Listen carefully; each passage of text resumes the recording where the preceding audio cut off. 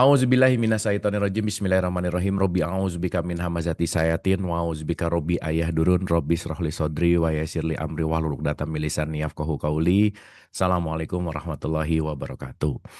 Alhamdulillahirabbil alamin, segala puja-puji milik Allah Subhanahu wa taala yang atas rahmat karunia kasih sayangnya. Alhamdulillah malam hari ini kita bisa berkumpul di ruang virtual ini, di Zoom ini untuk kembali belajar bersama, untuk kita sama-sama berefleksi, sama-sama jeda sesaat sih sebetulnya, sama-sama kita melepaskan kesibukan-kesibukan untuk berpikir masa depan dan masa lalu gitu ya, untuk kita hadir utuh di sini saat ini dalam pembelajaran di MOT ini, dan semoga senantiasa malam hari ini kita bisa sama-sama membuka pikiran dan hati, dan yang paling terpenting kita sama-sama juga untuk berefleksi, untuk berkontemplasi, dan selalu saya menggarisbawahi bahwa saya bukan mau menceramahi, bukan mau mengkuliahi, mentausiahi gitu, tetapi poinnya adalah kita selalu belajar bersama, selalu bertumbuh, dan semoga ada sesuatu hal dari apapun yang nanti dititipkan untuk dialirkan, untuk kita sama-sama ambil pelajaran dan kita aplikasikan dalam keseharian. Salawat serta salam itu juga kita lupakan, kita sampaikan kepada seluruh nabi dan rasul, wabil khusus baginda besar kita Rasulullah Muhammad Sallallahu Alaihi Wasallam, kepada para sahabat-sahabatnya, tabiin-tabiin, pemuka-pemuka agama, wali-wali Allah, pejuang-pejuang bangsa, dan senantiasa sampai kepada kita sampai akhir zaman. Amin, amin ya Allah ya Rabbal Alamin. Sehat ya semua ibu dan bapak, atur nuhun kebersamaannya malam hari ini. Kita malam hari ini sama-sama belajar lagi, dan sebelum kita mulai mungkin ada baiknya kita hening dulu sejenak, kita doa gitu ya, meskipun hari ini kita akan bahas tentang keterhubungan dan doa gitu.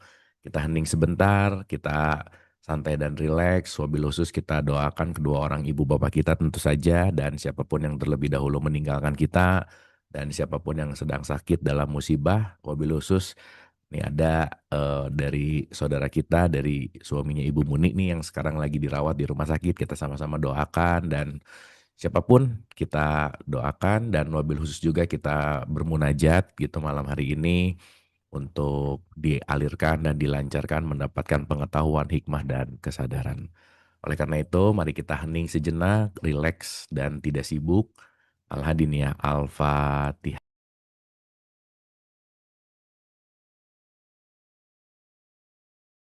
Amin, amin, amin ya Allah ya Rabbal Alamin. Hatur nuhun, terima kasih. Semoga senantiasa kita sudah hadir utuh di sini saat ini, dan kita sama-sama belajar, sama-sama membuka pikiran dan membuka hati. Dan saya malam hari ini dikasih tugas untuk bicara tentang keterhubungan dalam doa, atau kita ngomongin tentang doa gitu ya. Dan saya rasa ini sudah menjadi kebiasaan kita untuk berdoa gitu, untuk kebiasaan kita untuk membacakan doa gitu. Tetapi mungkin malam hari ini kita akan lebih dalam membahas tentang konteks yang namanya doa. Jadi ibu dan bapak seperti biasa, kita ada pemaparan, dan nanti mungkin di tengah-tengah ada pertanyaan, boleh ditulis dulu, dan nanti di akhir mari kita berdialog dan berdiskusi.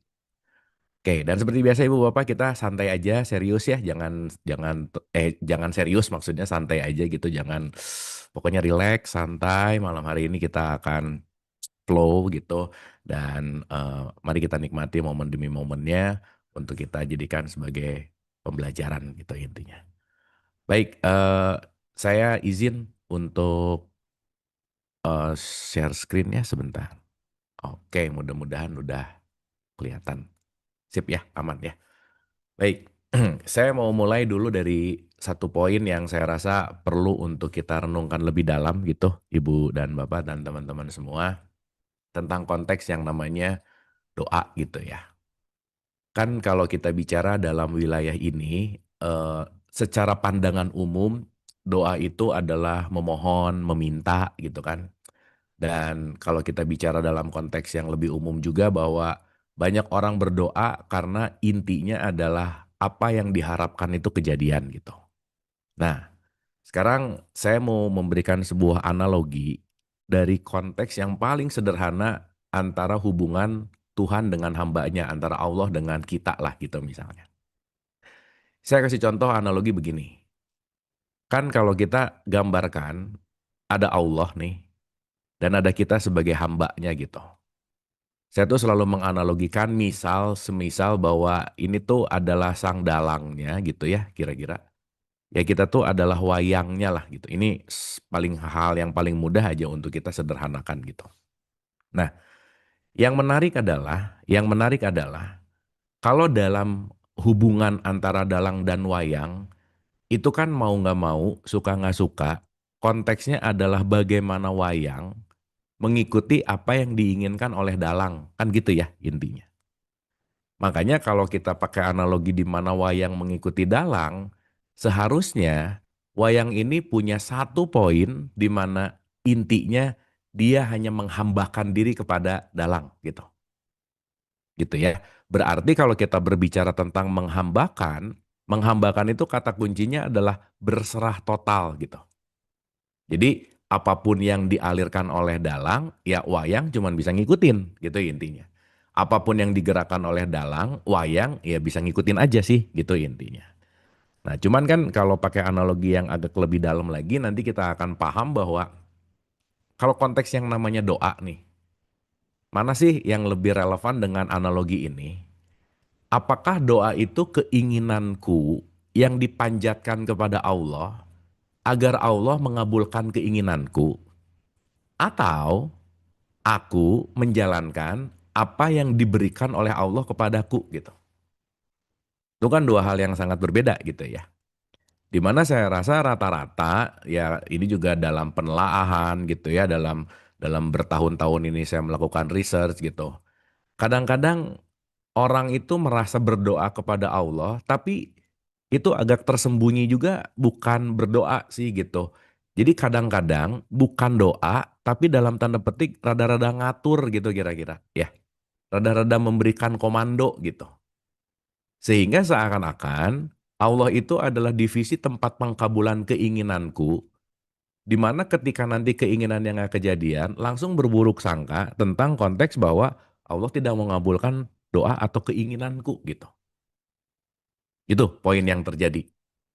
Nah, sekarang yang jadi pertanyaan berikutnya adalah bagaimana mungkin Allah tidak mengetahui keinginan kita ataupun nanti kita mengerti bahwa jangan-jangan kita melihat dalam konteks doa ini bukan sesuatu yang esensi gitu. Karena ya balik ya, tergantung dari level kesadaran seseorang tentang konteks yang namanya berdoa ini pasti punya hal yang berbeda-beda gitu. Nah, jadi saya ingin menggarisbawahi dulu bahwa doa itu bukan masalah keinginanku yang akan terjadi, tetapi konteksnya adalah justru bagaimana aku menerima apa yang diberikan oleh Allah itu sendiri gitu. Karena kita pakai premis yang paling esensial yang perlu kita sadari dalam kehidupan ya teman-teman ibu dan bapak. Segala sesuatu yang terjadi pada hidup kita itu pasti seleranya Allah gitu. Bukan seleranya kita, bukan. Jadi nggak bisa kita memaksakan selera kita kepada Allah untuk terjadi karena kenapa? Hidup itu bukan seleranya kita, bukan inginnya kita, tetapi segala sesuatu yang proporsinya paling tepat yang sudah diberikan Allah kepada kita gitu. Gitu ya. Ini dulu nih, nanti kita akan mengerti sehingga nanti kita paham juga bahwa ya maaf banget ya, beda antara baca doa dan berdoa gitu. Apalagi sekarang udah lebih menarik lagi bahwa doa itu dihafal gitu. Jadi sebuah hafalan yang formal dengan bacaan tertentu, kalau doa untuk ini adalah begitu, doa untuk itu adalah begitu, doa untuk A adalah begini dan seterusnya, pun itu ya nggak apa-apa juga sih. Secara struktur sosial kan memang sudah terjadi gitu. Tetapi poin yang paling terpenting kita bagi dua nih ya. Jadi ini saya bikin analogi satu dan ini saya bikin analogi dua dulu. Sehingga nanti kita ngerti step by step, part by part supaya nanti kita paham bahwa konteks esensi doa itu apa sih sebenarnya gitu. Ya, nah yang nomor dua, kata kuncinya begini, ada berdoa dan ada baca doa gitu. Ini dua hal yang sangat berbeda. Karena ketika seseorang membacakan doa, apalagi seperti rangkaian formal konteks tulisan yang dibaca gitu, tapi orang yang membacakan doa belum tentu dia berdoa kepada Allah tuh belum tentu gitu. Gitu ya. Sehingga nanti kita mengerti bahwa berdoa itu sebetulnya ya saya tuh sering banget ditanya gini sih teman-teman ibu bapak. Kang, yang paling bagus tuh doa pakai bahasa Arabnya atau pakai terjemahannya, pakai Latinnya atau pakai apa gitu. Sekarang pertanyaannya, komunikasi sama Allah tuh emang pakai kata-kata gitu? Itu pertanyaannya. Apakah Allah mendengar kata-kata kita gitu? Apakah Allah nggak ngerti bahasa yang kita maksudkan gitu? Masa kan nggak mungkin ya bahasa Allah cuman bahasa Arab gitu. Kan yang menciptakan semua bahasa juga Allah gitu intinya. Berarti kalau kita bicara dalam konteks ini, esensinya adalah bagaimana konteks yang namanya berdoa ini justru bukan urusan dalam konteks kata-kata. Karena nanti kita mengerti bahwa komunikasi kita dengan Allah itu kalimat atau kata-katanya kuncinya pada gelombang sebenarnya. Nanti kita paham gitu ya. Sehingga mulut ucapan berdoa baik tapi gelombangnya nggak nyambung itu nggak bisa gitu. Kenapa? Karena kalau kita mau bicara dalam konteks keterhubungan dengan Allah itu adalah keterhubungan gelombang sebetulnya. Maka sama pernah kita bahas ya, kalau misalnya paling gampang radio itu dia bisa mendapatkan sinyal dari apa namanya dari channel tertentu karena dia terhubung dengan gelombang yang pas. Apakah itu AM atau itu FM, itu akan pas dengan konteks gelombang yang diterima gitu. Makanya si receiver ini kalau tidak menyamakan gelombangnya dengan gelombang yang sesuai atau kita bicara tentang gelombang ilahiyah gitu, maka nggak akan terhubung. Makanya gelombang ini contoh nih ya, nggak bisa dong kalau kita mau ngobrol atau dalam tanda petik berdialog atau dalam tanda petik doa terhubung kepada Allah. Let's say Allahnya ada di FM tapi kita mainnya di AM gitu, ya nggak mungkin. Dan FM pun itu kan banyak banget gelombangnya.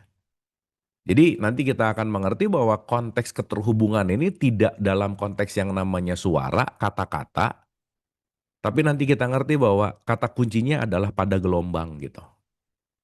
Ya, jadi nomor satu analogi si dalang dan wayang, nomor dua analogi berdoa dan baca doa dalam konteks bukan masalah formal kata-katanya, tetapi kita akan berbicara dengan konteks yang namanya gelombangnya gitu. Nah, yang ketiga, ini saya pakai tiga aja ya hari ini ya, karena supaya nggak terlalu banyak, tapi juga kita lebih ke praktikal.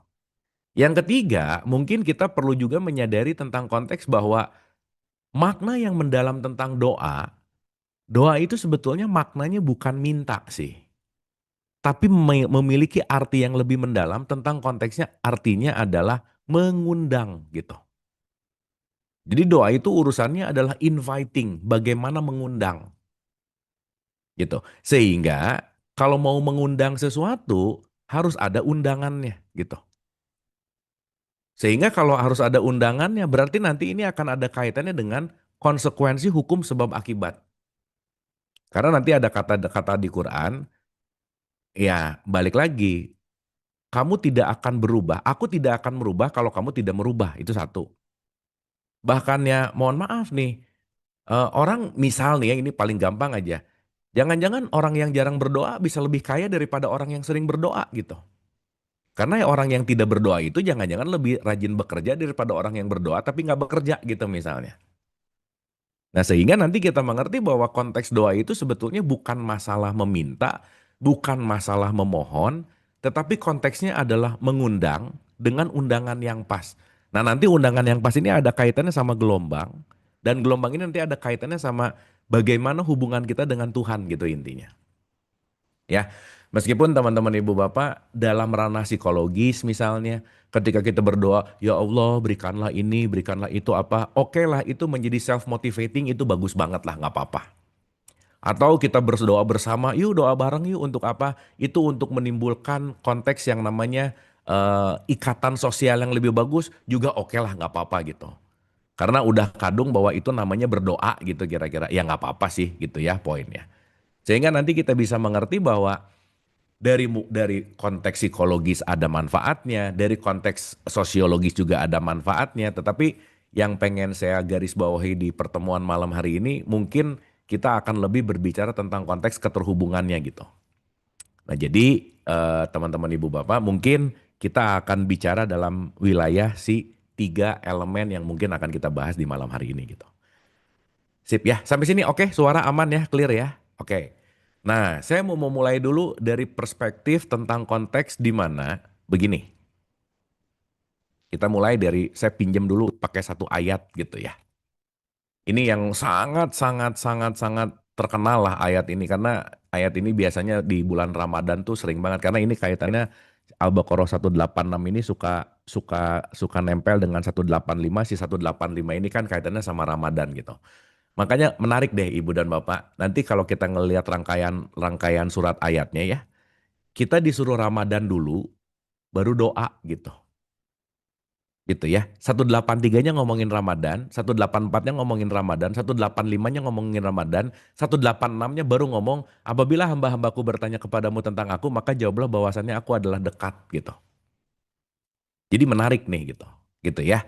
Ramadan udah kita bahas, jadi kita langsung loncat ke 186-nya. Nah, di Al-Baqarah ayat 186 tuh ada kalimat begini, kita bahas ini agak lebih dalam dan pelan-pelan gitu ya. Oke, supaya kita ngelihat ini jauh lebih holistik. Ya, bismillah ya. Auzubillahi minasyaitonirrajim. Bismillahirrahmanirrahim. Di sini tuh ada satu statement seakan-akan sebuah conversation gitu. Jadi kalimatnya begini. Wa iza sa'alaka ibadi, dan ketika hamba-hambaku bertanya kepadamu tentang aku, si abdi itu, maka jawablah. Di sini ada kata-kata koribun. Jawablah bahwasannya aku adalah dekat gitu. Ya, jadi di sini ada satu statement, jawablah bahwa aku adalah dekat. Nah, saya mempelajari salah satu kitab tentang konteks si Asmabun Nuzul di ayat ini. Salah satu pemaknaannya begini, Bu, Pak. Ketika Nabi Muhammad sedang berjalan di sebuah community, ada komunitas itu, dia doanya kencang-kencang gitu. Kencang-kencang, teriak-teriak gitu. Jadi sekarang seakan-akan kalau doa makin kencang makin didengar sama Tuhan gitu kira-kira.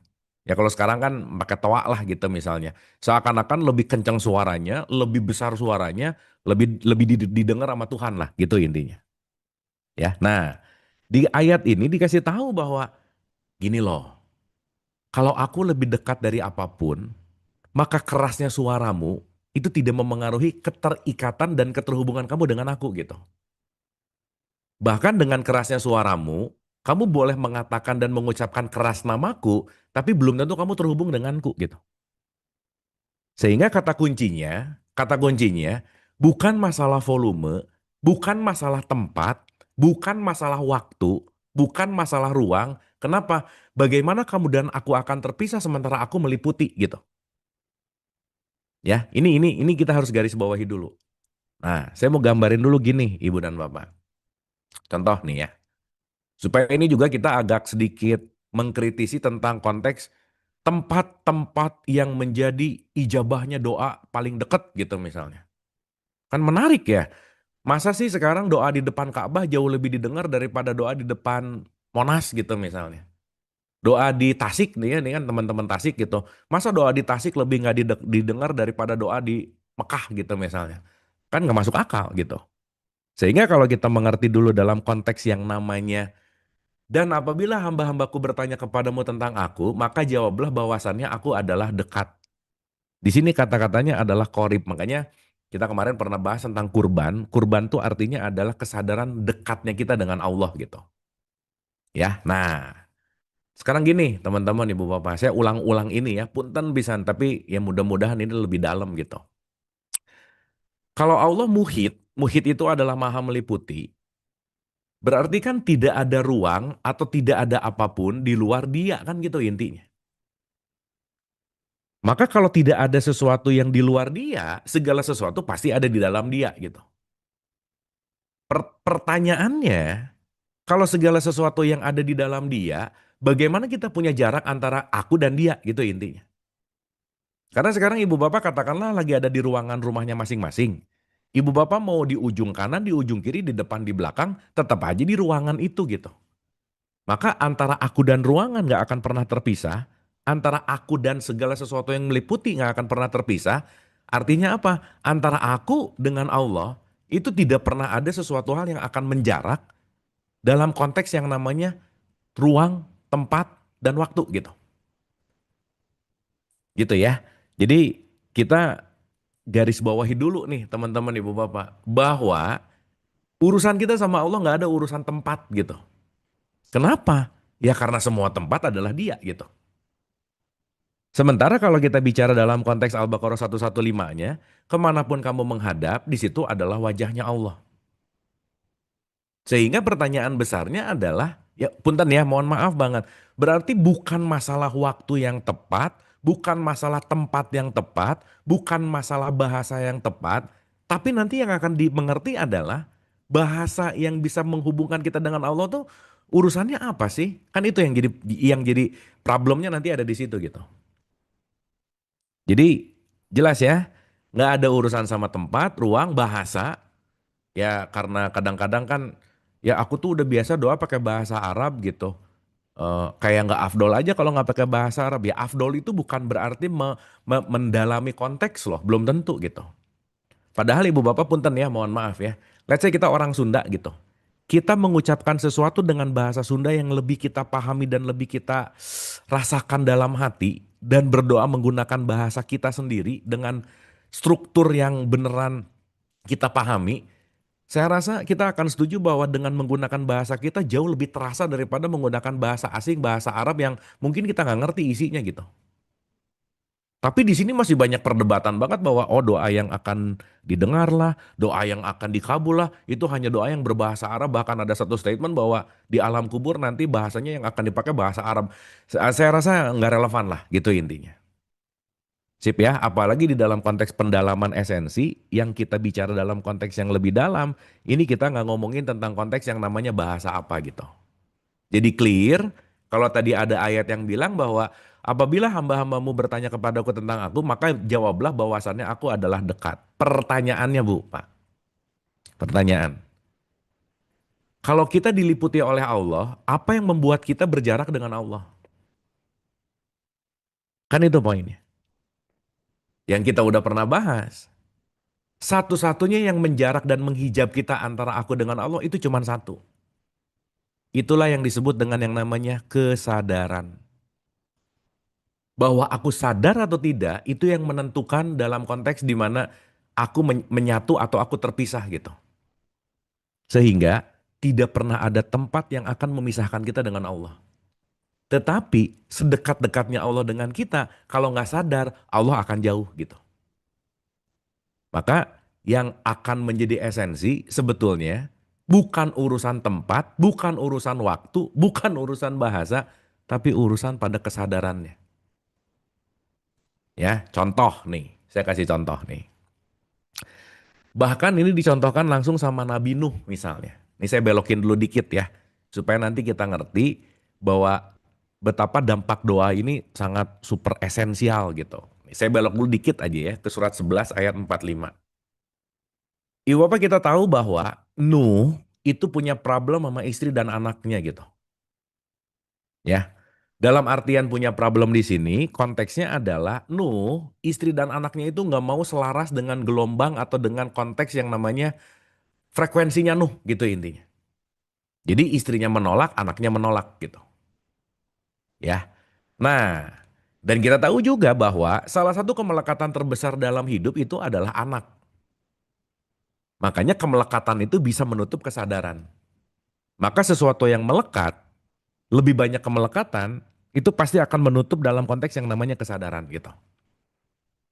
Makanya tanpa sadar Nuh doa sama Tuhan. Ini tanpa sadar nih ya. Anyway ibu bapak nanti direnungi ya, kita tuh doa lagi sadar atau lagi nggak sadar sih gitu. Ya, jangan-jangan kita doa memang beneran nggak sadar gitu. Karena jangan-jangan doa hanya rutinitas habits bacaan yang diulang-ulang tanpa ada rasa di dalamnya, tanpa ada sikap hati di dalamnya, tanpa ada keterhubungan di dalamnya, akhirnya jadi rutinitas formal yang kita bacain setiap hari gitu misalnya. Ya. Nah, sekarang kita lihat nih di 11:45. Dan Nuh berseru kepada Tuhannya. Jadi berseru juga, berseru itu salah satu makna dari doa itu juga menyeru juga itu adalah konteks yang namanya doa gitu ya. Jadi doa tuh punya multi perspektif gitu, menyeru, memanggil. Tapi makna esensi yang akan kita dalami hari ini bukan masalah menyeru, meminta, memanggil, tetapi mengundangnya gitu. Oke? Jadi istilahnya ini Nuh lagi doa lah gitu sama Tuhan. Nah dia berdoa gini, ya Tuhanku, sesungguhnya anakku termasuk keluargaku. Nah egonya mulai bermain nih. Egonya main nih di sini. Jadi dia bilang, ya Allah kan ini anak keluarga saya, gitu ceritanya. Dan sesungguhnya janji engkau itu adalah yang benar dan engkau adalah hakim yang seadil-adilnya. Nah, jadi Nuh ceritanya, ya Allah nih anak gimana caranya ya? Selamatin dong anak saya ya Allah gitu. Kenapa kan anak saya? Padahal di satu sisi anaknya nggak mau ngikutin bapaknya. Nah jadi satu pelajaran di sini ibu bapak, sesayang-sayangnya kita sama siapapun kita nggak bisa nolong sih sebenarnya. Karena kenapa? Yang akan membuat siapapun tertolong karena dirinya memilih untuk mau ditolong atau tidak. Makanya di 28 ayat 56, kamu tidak akan bisa memberi petunjuk kepada orang yang kamu kasihi sekalipun. Gitu ya. Jadi artinya apa? Ketika Nuh doa gini, Allah jawab nih dengan dialektikanya. Allah berfirman, Hai Nuh, sesungguhnya dia bukanlah termasuk keluargamu. Keluarga di sini ada dua ya, bahwa ada keluarga secara biologis, ada keluarga secara garis kesadaran lah gitu kira-kira. Jadi ada bani, nanti ada macam-macam lah gitu ya. Nanti kalau saya belok ke sini agak panjang, tapi poinnya gini. Ada konteks yang namanya anak biologis, tapi bisa jadi ini konteksnya adalah satu garis kesadaran gitu intinya. Karena boleh jadi anak biologis belum tentu satu kesadaran ketunggalan ketauhidan gitu intinya. Gitu ya. Makanya kan kalau kita bicara dalam konteks yang namanya anak, ya anak itu kan secara biologis, ya tubuh biologis atau garis keturunan itu anak gitu. Tapi belum tentu memiliki ideologis yang sama gitu. Gitu ya. Nah, jadi ini lagi ngomongin Haino, dia bukanlah termasuk keluargamu. Artinya apa? Dia tidak satu ideologis ketauhidan denganmu gitu intinya. Ya. Oke. Jadi anak kandung kita belum tentu satu ideologi sama kita gitu, Ibu Bapak. Itu perlu digarisbawahi. Sama kayak Ibrahim sama bapaknya. Azar Azar punya anak namanya Ibrahim secara biologis. Tapi anaknya Ibrahim tidak satu ideologis dengan bapaknya gitu. Makanya kalau dalam perspektif ada bani, ada zuriyah. Makanya kalau ngomongin anak itu doa zuriyatina kurota ayun. Dia nggak ngomongin pakai kata-kata bani gitu. Anyway. Ya, ini untuk pengetahuan aja. Nanti kapan-kapan ingetin untuk kita ngomongin lebih dalam tentang Bani dan Suriah. Anyway ya. Tapi yang ingin saya garis bawahi di sini, kalimatnya begini. Hai no, sesungguhnya dia bukanlah termasuk keluargamu. Sesungguhnya perbuatannya itu perbuatan yang tidak baik. Nah, quote and quote nih ya. Allah tuh agak sedikit nyentil Nuh. Gini, sebab itu janganlah kamu memohon kepadaku sesuatu yang kamu tidak mengetahui hakikatnya. Kamu jangan minta kalau kamu nggak ngerti gitu. Yang jangan-jangan kamu meminta sesuatu yang konteksnya kamu nggak pahami, tetapi bukan keinginanku kata Allah untuk terjadi, tapi jangan-jangan kamu memaksakan egomu untuk aku mengabulkan apa yang kamu mau gitu. Jadi mungkin pertanyaannya Tuhan kalau diomongin dalam teater gini, ini yang Tuhan siapa sih? Kok kamu jadi ngatur saya gitu intinya. Kan gitu poinnya. Makanya kan teman-teman ibu dan bapak yang bisa kita lakukan dalam hidup adalah saling menginspirasi dan menjadi saling teman untuk bertumbuh gitu. Dan kita nggak usah terbebani dengan apapun yang dilakukan oleh orang di luar kita. Karena kenapa? Itu bukan kuasa kita. Nah Nuh, ini seakan-akan mengambil beban yang bukan bebannya gitu. Mikirin bahwa ya Allah kalau bisa anak saya selamatin lah. Allah ngomong, kalau anak kamunya nggak mau diselamatkan, meskipun kamu bapaknya ini rada lebay ya, meskipun kamu seorang nabi, tapi anaknya nggak ngikutin ideologis ketuhanan kamu kepada aku, itu bukan urusan kamu gitu. Gitu ya teman-teman ibu bapak ya. Nah, sesungguhnya aku memperingatkan kepadamu supaya kamu jangan termasuk orang-orang yang tidak berpengetahuan. Ini bahasa Quran kan lemes gitu ya. Tidak berpengetahuan sekarang punten-punten misalnya kalau kita pakai bahasa gaul yang beda yang sekarang sehari-hari, ya kamu jangan bego dong gitu kira-kira Bu. Dalam artian kamu jangan sampai nggak punya pengetahuan tentang doa gitu. Yang jangan-jangan konteksnya kamu meminta sesuatu yang keluar dari apa yang sudah aku fitrahkan. Nanti kita ngerti sebentar lagi gitu. Oke ya. Nah, habis gitu, ini jadi kecil ya. Bentar ya Ibu Bapak ya Qurannya. Saya gedein dulu supaya kelihatan. Punten sekedap. Ulang ya.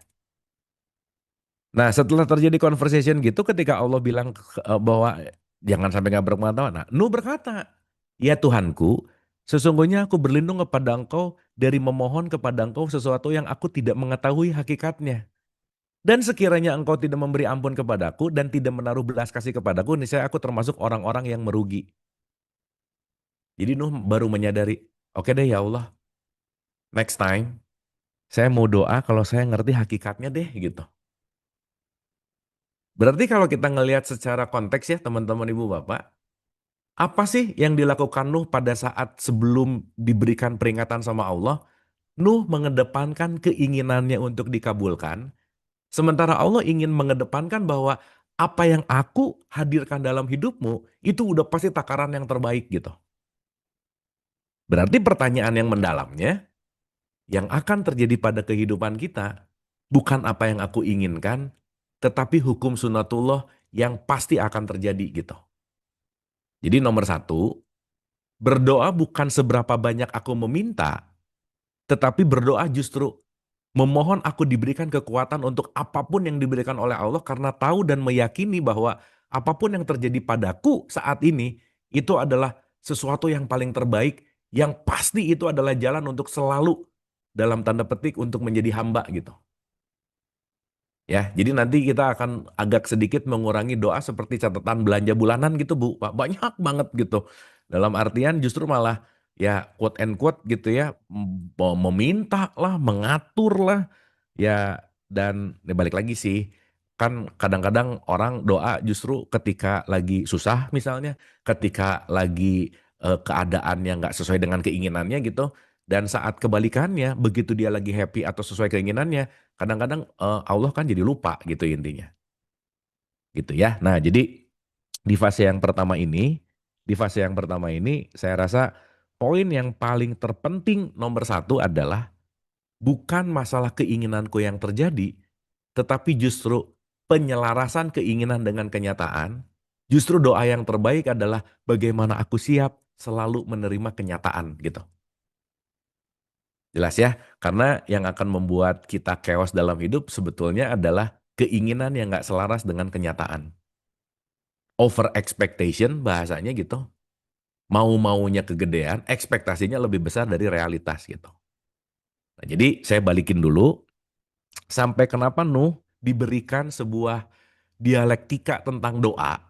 Berarti kata-kata kuncinya adalah, ya meskipun ibu bapak saya ulang-ulang ya, pembahasan ini kalau buat anak TK, SD, SMP kan rada nggak susah lah gitu. Makanya ketika ada anak TK, SD, SMP, udah ya kamu berdoa ya, that's fine, that's okay. Setidaknya ketika mereka berdoa kepada Allah, memohon atau apa minta, seenggaknya dia punya satu kekuatan di dalam dirinya untuk tetap ada harapan gitu. Dan that's okay gitu. Tapi saya rasa dalam pertumbuhan kesadaran kita yang mungkin udah nggak di kelas TK, SD, SMP lagi, kita mulai menyadari bahwa ternyata cara doa kita harusnya agak berubah dong gitu. Masa dari TK, SD, SMP minta mulu, ngatur mulu, sampai sekarang minta lagi, ngatur lagi gitu. Dan akhirnya lebih disadari bahwa ternyata kok lebih banyak doa yang nggak kejadian ya gitu. Meskipun di satu sisi ada kalimat, ya doa itu kan kadang-kadang langsung kejadian atau nanti ditunda atau apa dan lain-lain, ya ya udah aja sih. Tapi kalau kita mulai memahami ini, berarti ada makna yang lebih mendalam dari doa, bukan masalah minta, bukan masalah ngatur, tapi berdoa adalah keterhubungan dan keselarasan dengan hukum Allah gitu. Jelas ya, Ibu Bapak ya? Dah, nih, bismillah ya, pelan-pelan nih. Jadi yang pertama, kita sedikit merubah paradigma. Doa itu adalah terhubung dan melakukan yang namanya keselarasan. Jadi gini, masa sih keinginanku yang diminta ke Allah untuk terjadi kan nggak bisa. Tapi justru doa itu adalah bagaimana keinginan Allah yang aku siap untuk menerima gitu. Ya, meskipun di satu sisi sekali lagi ini bukan berarti karena sekarang nanti ya saya sering banget sih dapat pertanyaan. Jadi kan nggak usah berdoa. Ya bukan, bukan. Sok sekarang mau doa tetap ya Allah berikanlah kesehatan apa anaknya jadi silahkan. silahkan. Itu hanya bagian dari yang namanya self-motivating. Dah, cuman udah kadung itu kayak jadi doa, ya udah nggak apa-apa lah gitu intinya. Tapi seenggaknya dengan melakukan itu, kita punya momen, punya waktu untuk memotivasi, untuk terus ada yang namanya hope. Dan that's okay gitu. Gitu ya. Tapi di satu sisi, kita akan lebih mengerti lagi, ternyata bukan hanya di level ini gitu intinya. Jelas ya, bukan hanya di level ini. Ya. Nah, sekarang kita balik nih ke Al-Baqarah 186. Saya balik dulu teman-teman ibu bapak. Berarti kan Allah nggak jauh dong, udah pasti. Berarti kalau nggak jauh, bukan urusan tempat, waktu, bahasa, teriakan, ada suara atau nggak ada suara gitu. Ya masa sih kalau sekarang doa yang didengar adalah orang yang paling berteriak, kalau orang nggak bisa ngomong, gimana cara doanya? Gitu. Kalau hanya bahasa Arab yang didengar sama Allah, orang Jepang yang nggak bisa ngomongin tajwidnya benar, gimana cara bacanya gitu? Kan logika critical thinkingnya kira-kira begitu gitu. Ya. Nah, sementara di satu sisi ada kalimat berikutnya begini. Nah, pelan-pelan ya. Oke. Ini kita pemanasan-pemanasan tipis dulu ya, Ibu Bapak ya. Pelan-pelan dulu supaya seenggaknya ada paradigma yang fresh gitu. Nih. Dan apabila hamba-hambaku bertanya kepadamu tentang aku, maka jawablah bahwasannya aku adalah dekat. Nah, ini statement yang menarik. Aku mengabulkan permohonan orang yang berdoa apabila ia memohon kepadaku. Jadi di sini ada statement gini. Aku mengabulkan permohonan, proposal orang yang berdoa, ingat berdoa itu mengundang, apabila ia memohon kepadaku. Berarti kalau memohon kepadaku di situ align dengan kalimat berikutnya, maka hendaklah mereka itu memenuhi. Ini tanda kurung sih, segala perintahku. Nah, ini tricky nih kalimat ini. Jadi, line yang awal, kalimat awal diperkuat dengan kalimat berikutnya. Kata kuncinya adalah maka hendaklah mereka itu memenuhi. Pertanyaannya, berarti urusan doa ini kan bukan masalah minta, tetapi memenuhi. Karena kalau sudah terpenuhi, otomatis sistemnya akan terjadi gitu. Jelas ya, Ibu Bapak ya?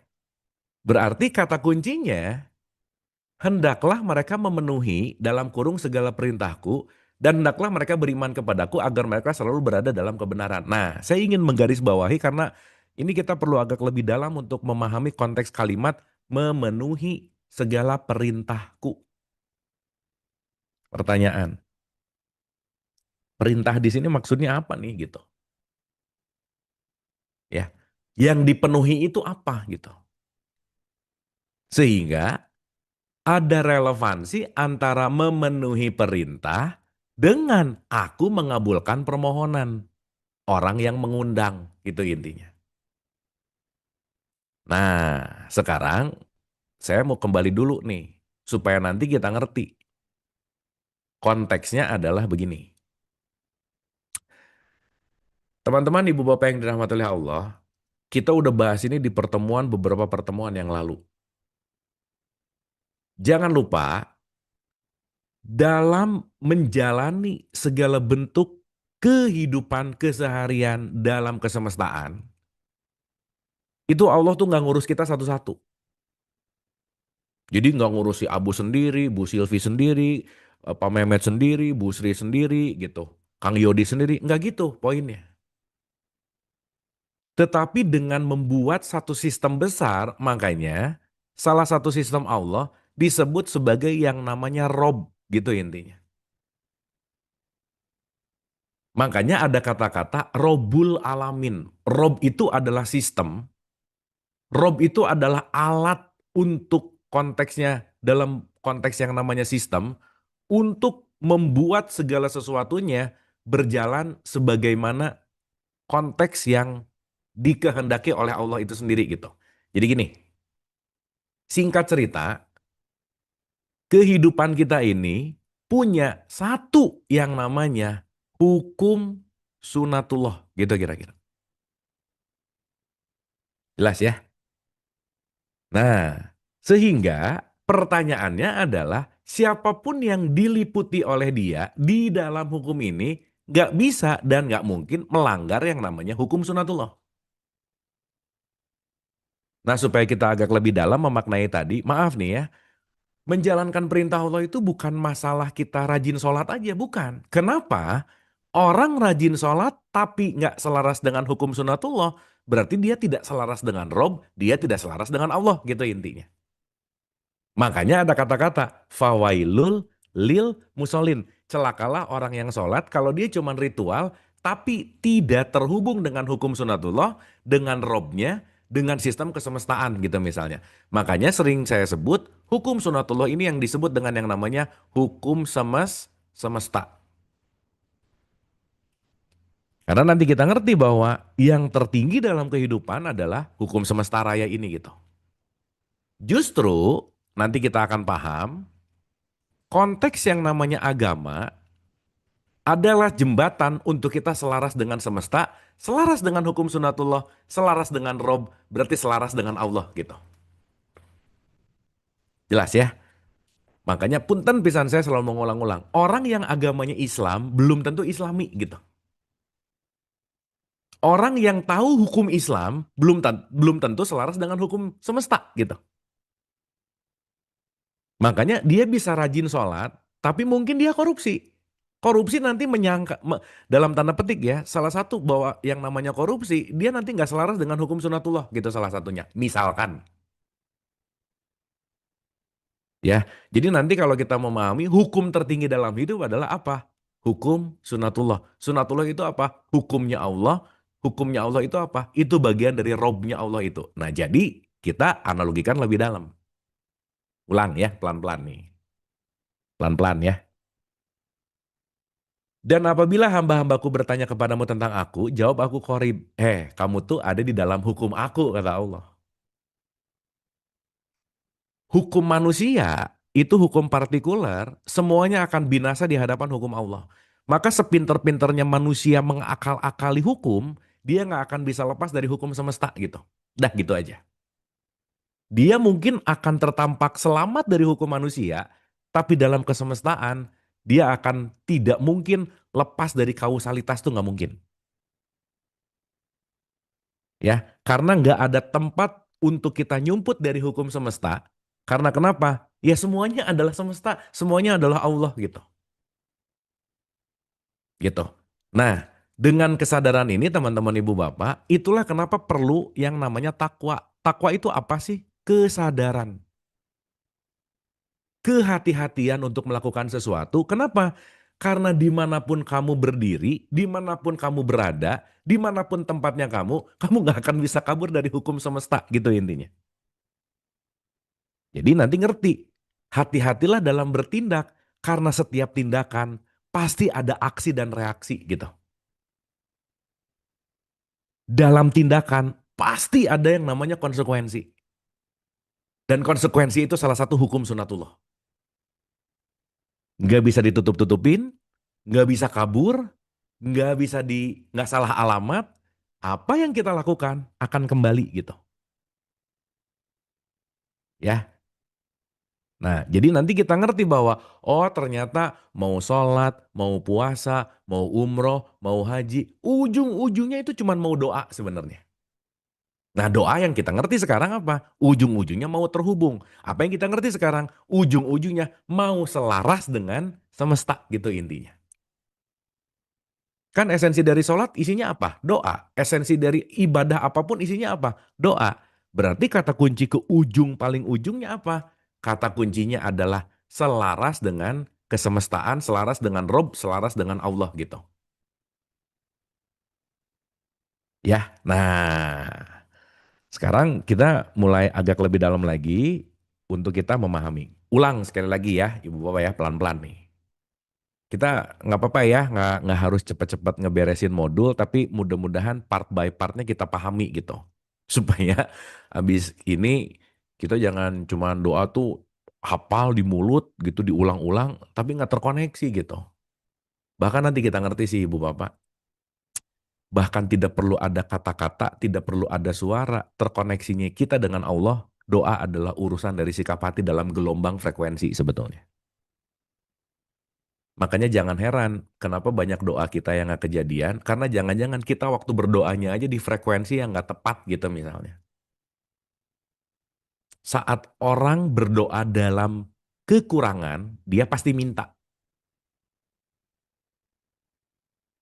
Maka saat dia berdoa dalam frekuensi rendah, justru yang akan dihadirkan adalah frekuensi rendah terus gitu. Ya, nanti kita memahami itu gitu. Sehingga nanti ngerti kenapa ada kata-kata berdoalah dengan nggak terlalu ngarep-ngarep banget, tapi juga jangan nggak ngarep gitu. Dan itu hanya dilepaskan dan nggak perlu untuk terlalu berekspektasi terhadap hasilnya. Karena ketika kita berekspektasi sama hasilnya, jadi nunggu hasilnya.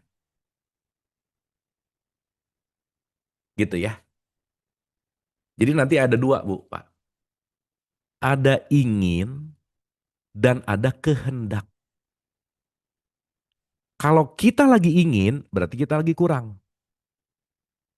Tapi kalau kita berkehendak, karena ada kehendak, nanti ngerti, berarti kita lagi cukup gitu.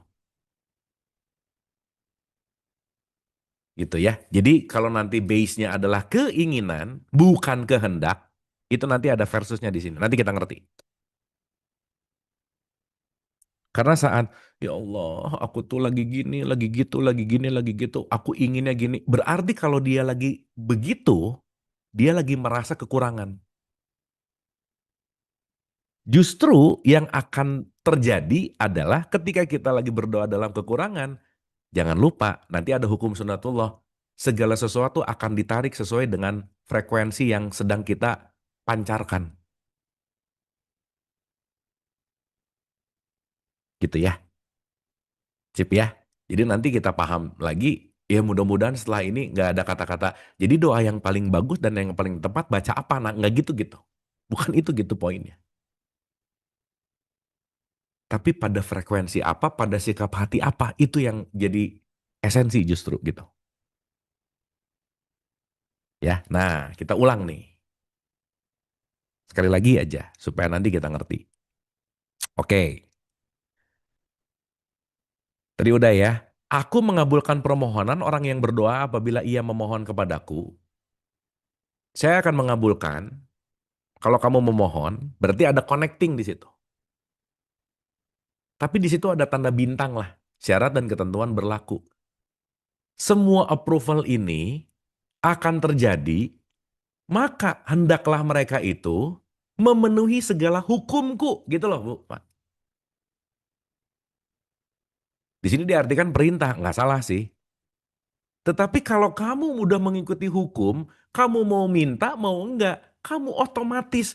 Kalau kamu udah kerja, gaji pasti dikasih gitu. Jangan pengen dapat gaji, tapi nggak kerja, nggak mungkin gitu. Jangan pengen dapat buah, tapi kamu nggak nanam gitu. Nggak bisa. Karena secara hukum sunatullahnya, salah satu hukum sunatullah yang paling akan terjadi dalam konteks di sini adalah yang namanya tabur tuai.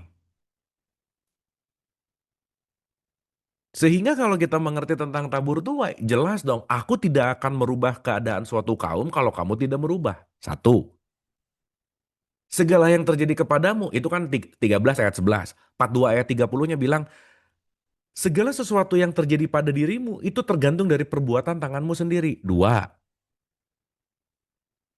dan banyak sekali konteks di mana yang akan mengatakan sebagai satu sistem di mana tidak mungkin terjadi buah kalau tidak ada sesuatu yang konteksnya ditanam gitu.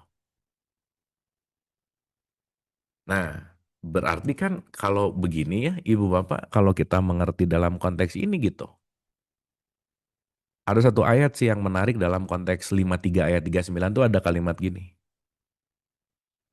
Dan bahwasannya seorang manusia tiada memperoleh selain apa yang telah diusahakannya. Berarti, anyway, usaha itu dalam bahasa Arab itu masa'a. Ini nanti satu akar kata juga dengan sa'i. Makanya dalam haji yang kemarin kita bahas, itu ada sa'i tuh. Makanya di sa'i itu ada lari-lari kecil. Itu artinya apa? Usaha dong gitu.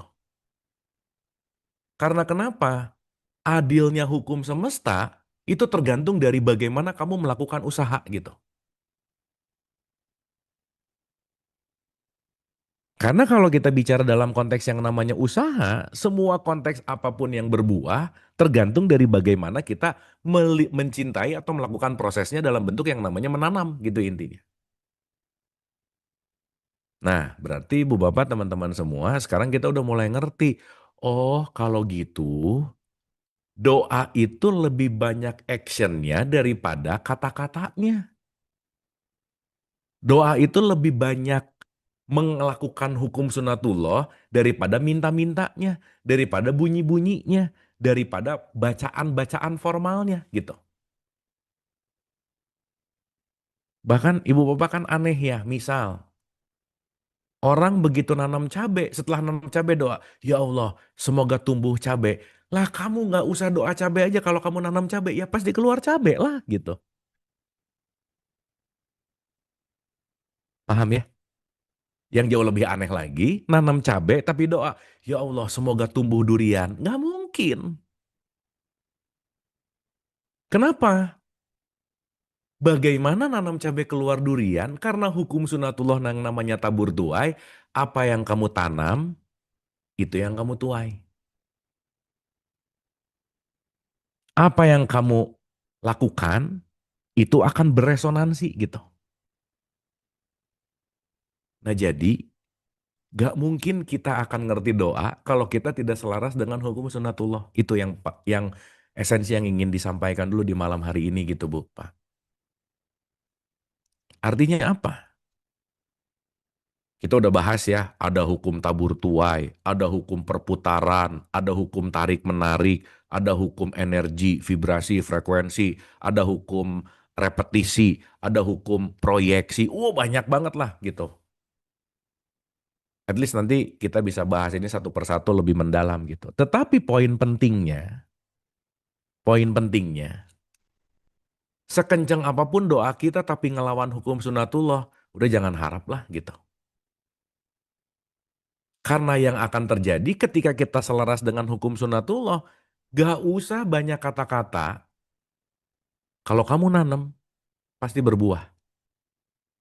Hanya urusan nanti tentang konteks yang namanya musim, waktu, kapan berbuahnya, tapi apa yang kamu tanam pasti akan berbuah gitu. Berarti kata kuncinya adalah bagaimana kalau kamu kembali kepada hukum sunatullah. Di situ akan terjadi sesuai dengan konsekuensi yang gak akan pernah bisa kita tolak bahwa pemahaman konteksnya berarti ketika aku tunduk dengan hukum sunatullah, itulah konteks yang disebut dengan yang namanya salah satu pemaknaan doa gitu intinya. Jelas ya Ibu Bapak ya, misal nih, tiap hari doa pengen sehat, tapi makan jorok, olahraga enggak, tidur enggak bener. Tapi doa terus pengen sehat, ya nggak bisa lah gitu misalnya. Artinya apa? Segala bentuk apapun yang terjadi, ini saya mudahkan nih ya. Dari semua hukum yang paling mudah, kata kuncinya adalah konsekuensi. Dah, itu aja.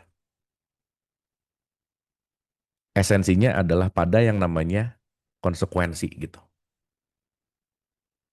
Nah, jadi mudah-mudahan kita udah mulai memahami konteks yang namanya doa. Sekali lagi, bukan ratapan dengan tangisan, dengan keinginan, dengan goals-goals, dengan banyak mau-mau gitu misalnya. Ya itu pun nggak apa-apa sih ya, Ibu Bapak kalau nyaman dengan cara itu ya oke-oke aja sih, silahkan sih gitu ya.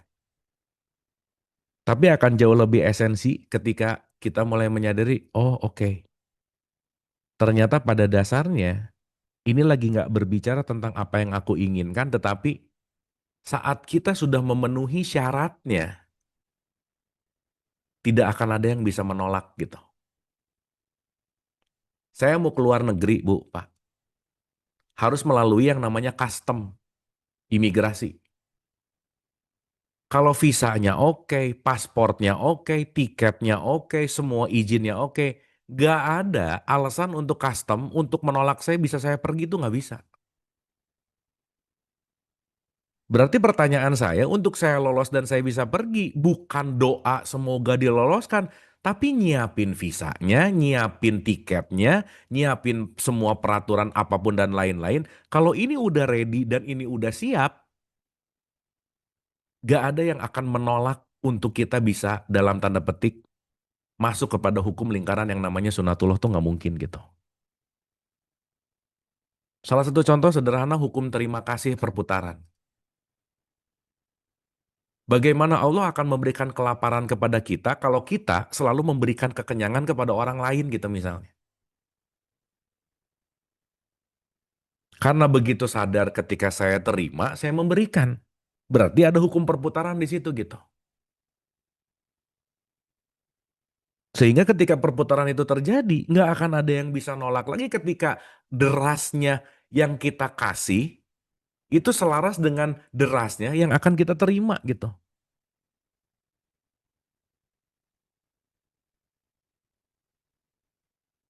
Ya, dapat ya teman-teman ibu bapak ya. Sehingga ya balik lagi nih. Ini sekali lagi nih ya, mungkin kita karena udah terdogma dan terdoktrin gitu tentang pembacaannya atau apa itu oke lah ya. Tapi saya rasa yang jauh lebih concern adalah apakah aku sudah selaras dengan hukum sunatullah gitu. Udah itu aja. Saat aku sudah selaras dengan hukumnya, tidak ada apapun yang akan menolak untuk terjadi konteks dari semua yang namanya konsekuensi gitu. Gitu ya. Punten konsekuensi itu sama dengan istiqomah. Nah, sebentar lagi saya bahas ke situ. Gitu. Ya. Nah, jadi nomor satu nih ya, bintang satunya, doa kaitannya dengan keselarasan dengan konteks yang namanya sunatullah. Itu nomor satu. Ya, jadi nomor satu sekali lagi, berdoa bukan kerangkaian kata-kata, berdoa bukan formal bagaimana kita membacanya, berbeda antara baca doa dan berdoa. Berdoa adalah usaha kita untuk selaras dengan hukum sunatullah, itu nomor satu.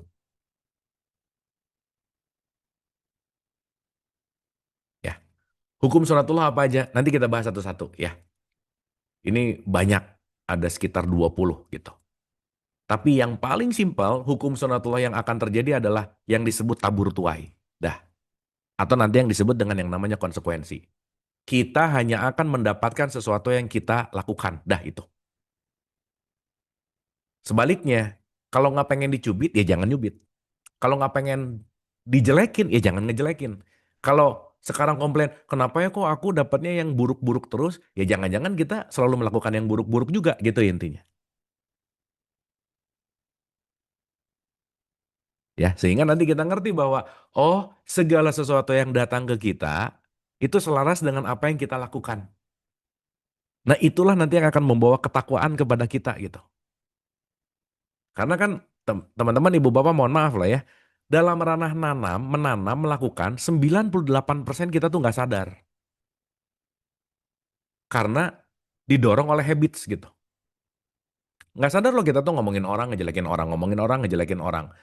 Begitu sadar, begitu ada orang yang balik ngejelekin kita. Terus kita ngomong, kok aku dijelekinnya padahal aku tuh nggak pernah ngejelekin orang. Bukan nggak pernah, kamu nggak sadar aja suka ngomongin orang gitu. Kenapa? Karena rata-rata 98% yang kita lakukan bentuknya adalah habits otomatis gitu.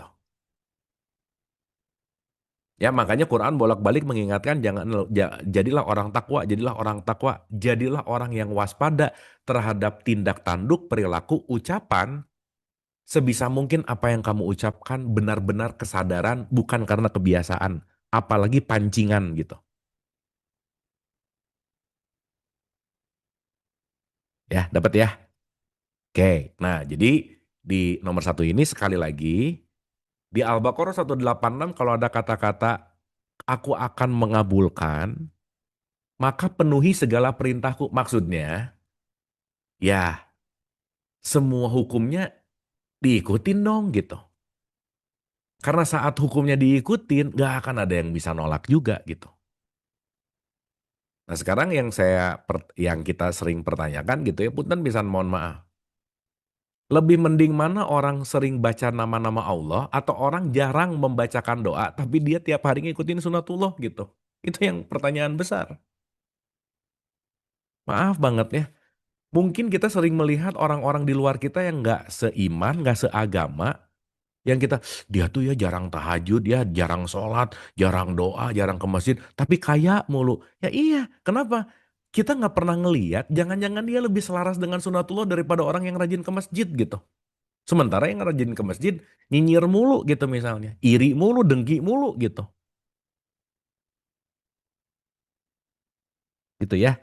Nah, jadi kalau udah mulai ngerti ini, nanti kita akan menyadari sekali lagi, konteks esensi yang nomor satu adalah bagaimana terhubung atau selaras dengan hukum sunatullah. Ya, nanti hukum-hukumnya kita akan kita akan pahami satu-satu. Nah, yang kedua nih, yang kedua, bintang yang nomor dua nih. Untuk kita lebih memaknai lagi dalam konteks apa yang terjadi dalam hukum tadi misalnya. Misal nih, teman-teman, ibu bapak, di pandangan umum.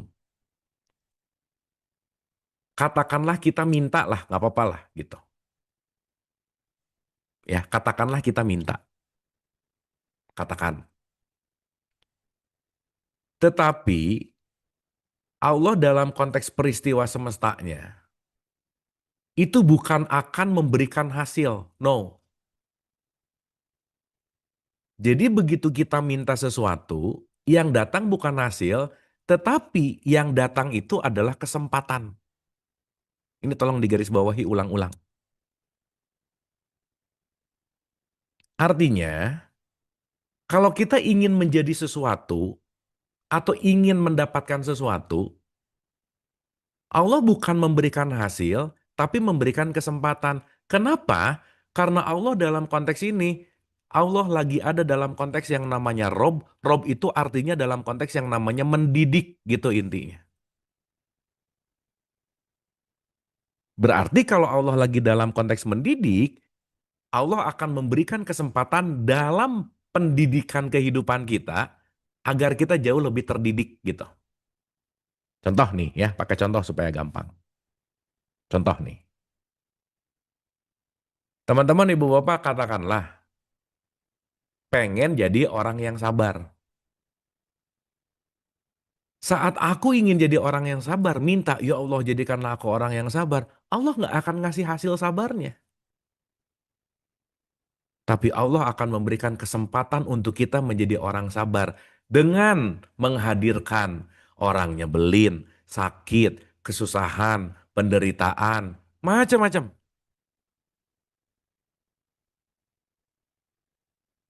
Maka ketika kita didatangkan sesuatu yang kita nggak suka, justru itulah jawaban instan dari Allah untuk robnya Allah ke kita. Untuk apa? Mewujudkan apa yang kamu inginkan dalam tanda petik. Ya, dapat ya.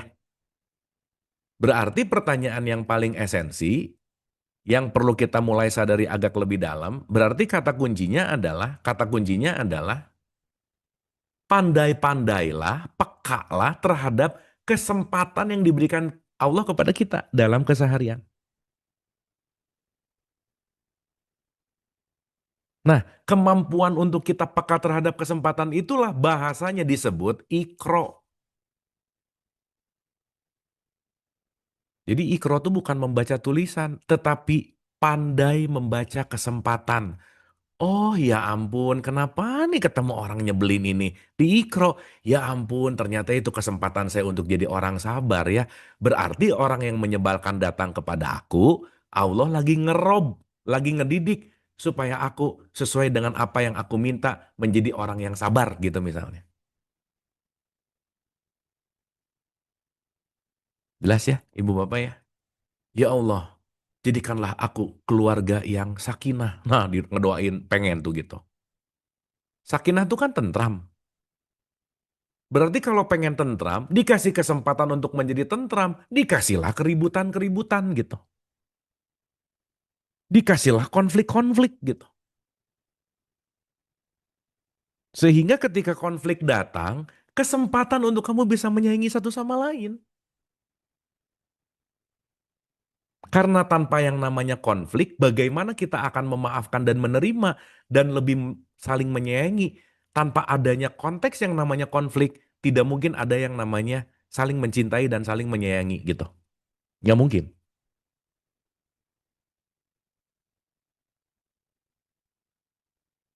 Gitu ya, teman-teman ibu bapak ya. Sehingga kalau kita ngelihat ini sebagai perspektif konteks di mana ya sebenarnya punten pisannya mohon maaf, semua kesempatan itu setiap detik tuh ada lah gitu kira-kira.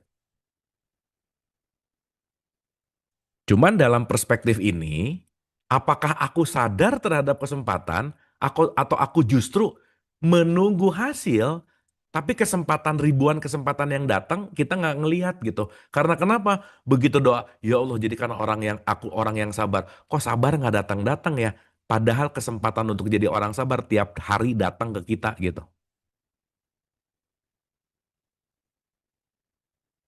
Berarti kita lagi ada di dalam wilayah goals minded gitu. Fokus kepada hasilnya, tapi tidak peka terhadap kesempatannya gitu. Ya Allah jadikanlah aku orang kaya. Dipecat dari kantornya. Kenapa ya Allah? Aku pengen jadi orang kaya malah dipecat. Ya iya, kenapa? Kalau kamu kerja 9 to 5, kamu nggak punya waktu lebih banyak lagi. Kamu tersita. Jangan-jangan kamu tidak ngikutin passion kamu gitu misalnya. Dan kesempatan itu akan diikro dan akan dipahami justru dalam beberapa saat setelah kita masuk ke wilayah pertumbuhan kesadaran gitu. Makanya teman-teman ibu dan bapak, tidak pernah ada kerugian yang dihadapi oleh kita setelah kita menyadari beberapa saat yang akan datang. Pasti nanti ujungnya, aduh untung aja ya dulu gitu. Padahal waktu saat kita mengalaminya, aduh kenapa sih gini? Tapi nanti ngerti kok gitu.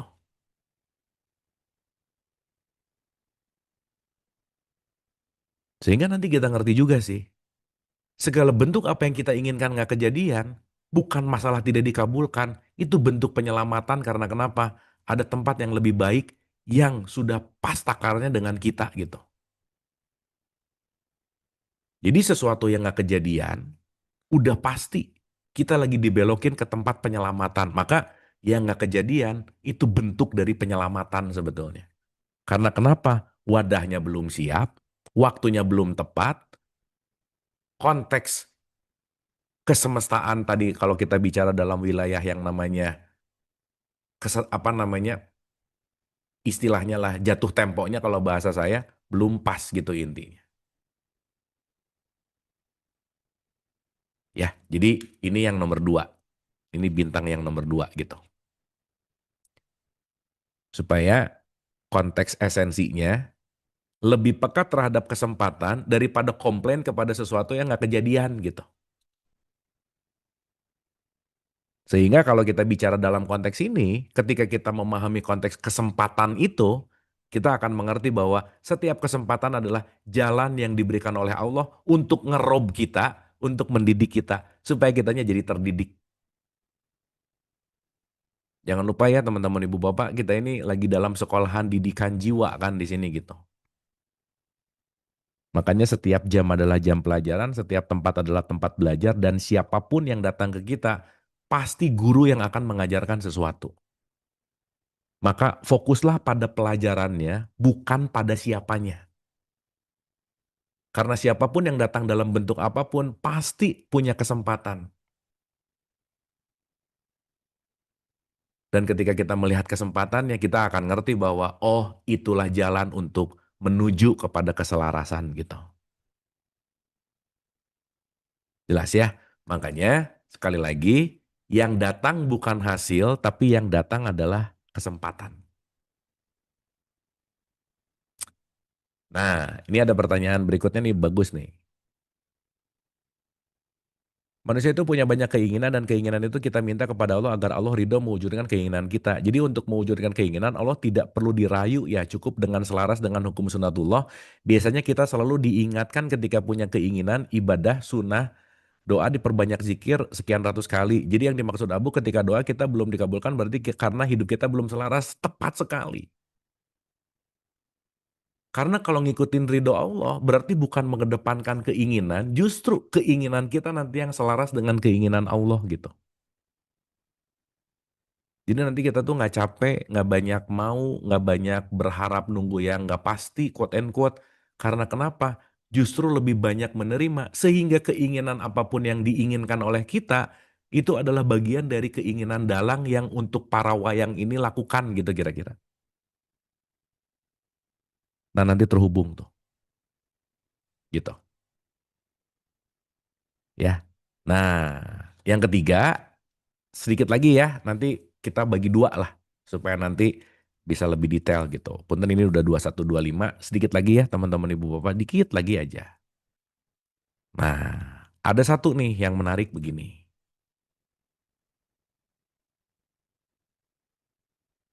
Apa yang kita vibrasikan, itu yang akan menarik gitu. Dan ini nanti disebut hukum tarik menarik. Ya, kalau kita ngomongin hukum tarik menarik, nggak bisa lepas dari konteks yang namanya gelombang.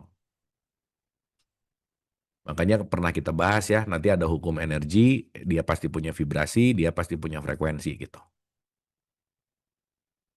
Nah, apapun yang terjadi nanti pasti ada proyeksi dan tergantung dari bagaimana konteks nanti saya sering sebut dengan sikap hati atau frekuensinya gitu.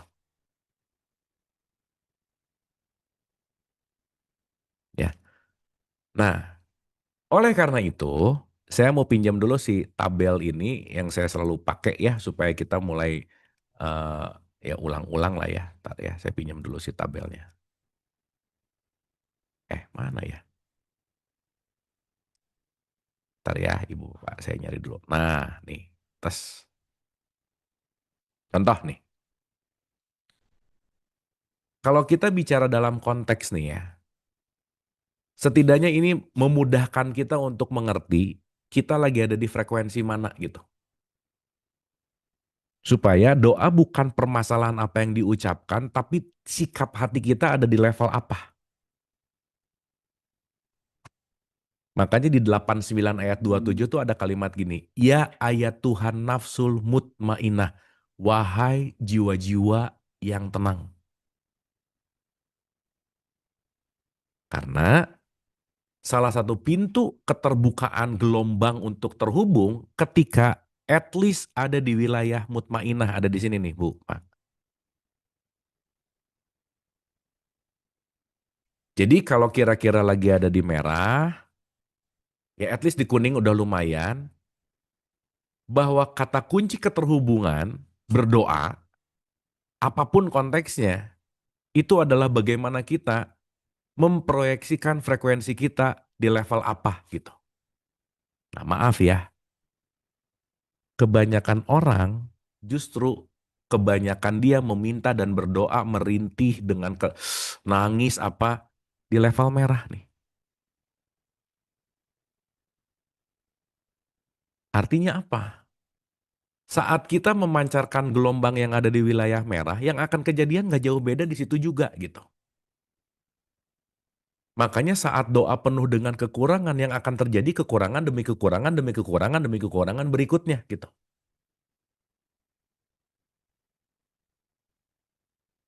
Ya. Nah, nanti kita ngerti kenapa sih Nabi Muhammad bilang tertolaklah segala sesuatu tanpa basmalah. Itu kan bukan mau ngomongin mau apa-apa bismillah dulu ya. Bismillah minum, bismillah makan. Bener sih nggak apa-apa boleh-boleh aja. Tetapi akan tidak terhubung dalam tanda petik ya, sulit terhubung kalau kamu berkomunikasi, melakukan doa atau apapun lah kata kuncinya, kalau kamu tidak penuh dengan level yang namanya cinta gitu, welas asih gitu. Makanya kira-kira kita banyak minta misalnya ya doa di wilayah-wilayah di merasa tidak berharga, menyalahkan eksternal, apalagi ngedoain orang-orang di luar kita supaya A, B, C gitu. Gitu ya. Ini saya ngambil analogi dari beberapa dialog gitu ya teman-teman ibu bapak. Kadang kalau orang yang terlalu fanatik dalam religiusitas gitu misalnya, dia akan merasa paling surga dan orang lain neraka gitu. Pertanyaannya, kenapa sih kita nggak ngedoain mereka juga untuk ada di surga aja sih gitu? Bukan untuk kita, ya udah mereka wilayah kafir gitu, wilayah gelap, wilayah neraka kita.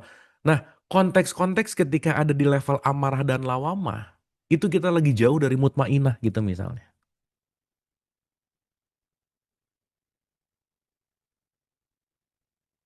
Berarti keterhubungan kita dengan Allah tergantung sikap hati dan level nafs kita. Mau di level amarahkah, di level lawamahkah, mulhamahkah, tapi kira-kira yang akan menjadi level yang aman, quote and quote aman, itu kalau kita setidaknya ada di level 500 nih. Atau yang disebut dengan yang namanya mutmainah gitu.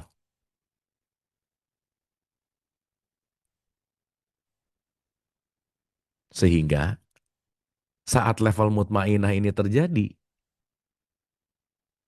artinya apa? Keterhubungan untuk masuk ke Rodiah Mardiyah Kamilah itu akan dalam tanda petik terhubungnya jauh lebih mudah lah, gampangannya begitu. Makanya berarti yang paling menentukan dalam konteks apapun itu adalah sikap hati gitu. Jadi justru kalau mau connect jangan lagi di level merah nih. Justru diem dulu, santai dulu, relax dulu sampai udah lepas tenang baru connect gitu. Ya, nanti kita pahami ini lebih dalam di pertemuan berikutnya. Nah, saya mau menutup begini, Ibu Bapak. Terakhir nih. Ya, sehingga nanti kita ngerti bahwa konteks doa ini sekali lagi bukan kata-kata formal, beda antara baca doa dan berdoa. Jadi tadi ada pertanyaan, frekuensi itu maksudnya yang ini ya. Tadi ada yang nanya, ibu siapa ya? Gitu. Nah istiqomah itu kan sebetulnya adalah bagaimana kita melakukan dengan konsisten gitu. Karena konsisten itu adalah bagian salah satu hukum kan. Gitu. Gitu ya. Ya betul, Bu. Doa yang dikuatkan dimampukan untuk selaras atau menerima dengan semua. Betul, betul. Kalau kita lagi ada di wilayah bahagia, nih ya, di 500-540, itu kita akan mengattract di level yang sama gitu. Ya, nah contoh terakhir ya. Ini supaya kita bisa bisa apa ya, bisa merefleksikan dan bisa melakukan dalam keseharian. Ya, terakhir nih. Nanti insya Allah di pertemuan yang akan datang kita bedah ini lebih dalam lagi dikit lagi ya, supaya nanti kita ngerti. Supaya nanti kita sekaligus praktek gimana untuk terhubungnya gitu. Hmm, terakhir nih. Ibu bapak kita mau mengundang semut datang ke sini. Ya nggak usah pakai tawa kencang-kencang terus ngomong mut mut mut semut semut dia nggak akan datang lah gitu. Tanpa toa, tanpa teriakan, simpen aja di sini. Saya pakai warna merah ya. Gula, oke? Simpen aja gula di situ. Karena semut mendeteksi gelombang gula ini. Maka tanpa ada toa, tanpa kata-kata kenceng, bukan masalah identitas, siapapun yang nyimpen gula, dia bisa menghadirkan semut gitu. Semut nggak ngelihat ini rumah orang A, orang B, orang C, ada gula, datang dia gitu. Nggak ada urusan gitu.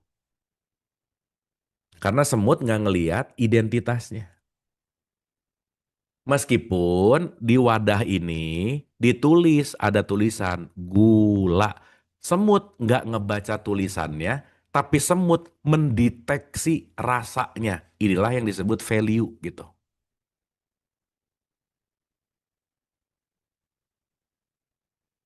Ya, paham ya? Nah, yang menarik lagi, di satu rumah tulisannya gula sih. Benar. Tapi isinya garam gitu. Ini yang hijau. Tetap mau tulisannya segede-gede gaban ya gula gitu. Tapi dalamnya garam. Semut nggak akan datang juga sih ke sini gitu.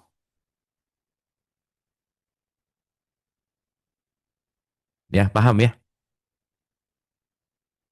Jadi bukan masalah identitas namanya, labelnya, bukan masalah kencangnya suara, tapi bagaimana value manisnya yang membuat semut itu datang.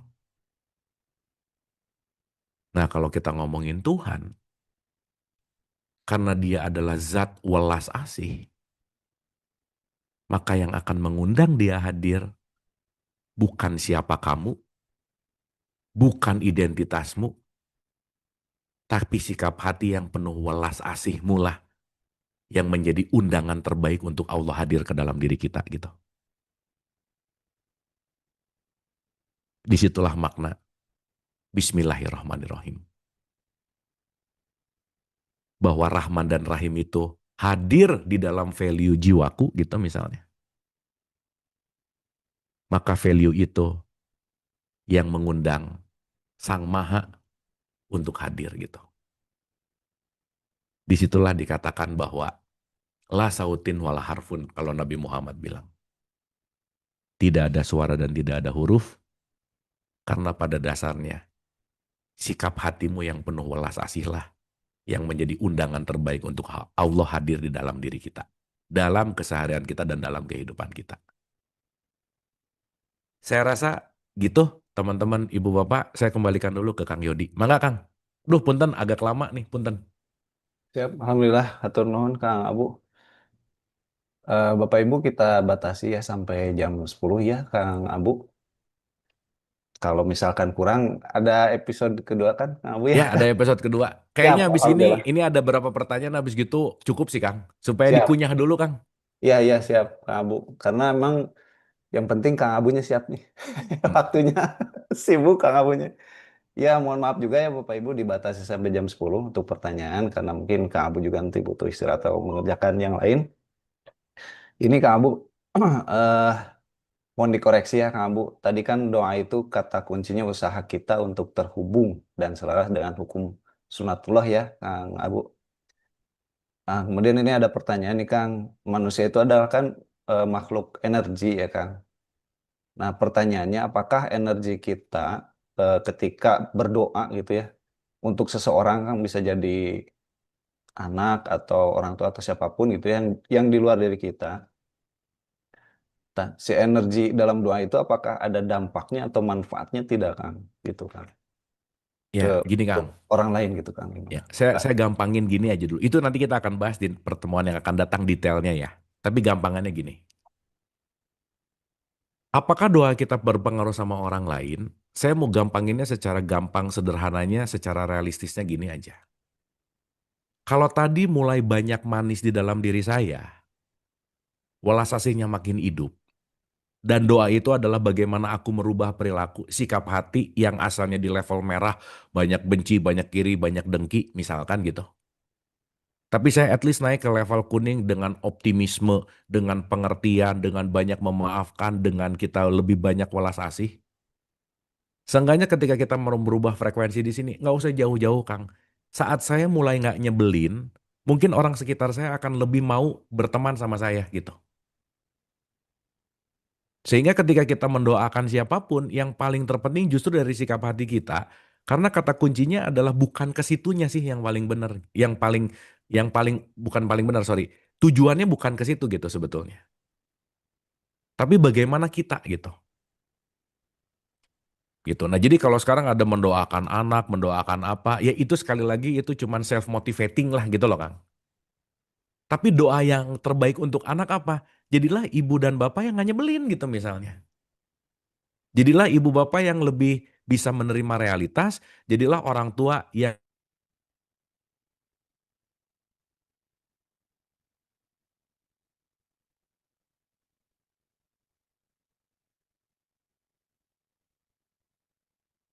Cek. Ntar Kang Abu freeze ya. Bapak Ibu, cek. Mohon maaf, Bu Eti. Iya, Kang Yodi. Ya, eh, nampaknya Kang Abu ya yang freeze ya. Iya, Iya. Kang Abu kayaknya. Oh, Ya, nggak ada iya suara. iya Nggak ada iya. suara Tadi ya. Kang Abu.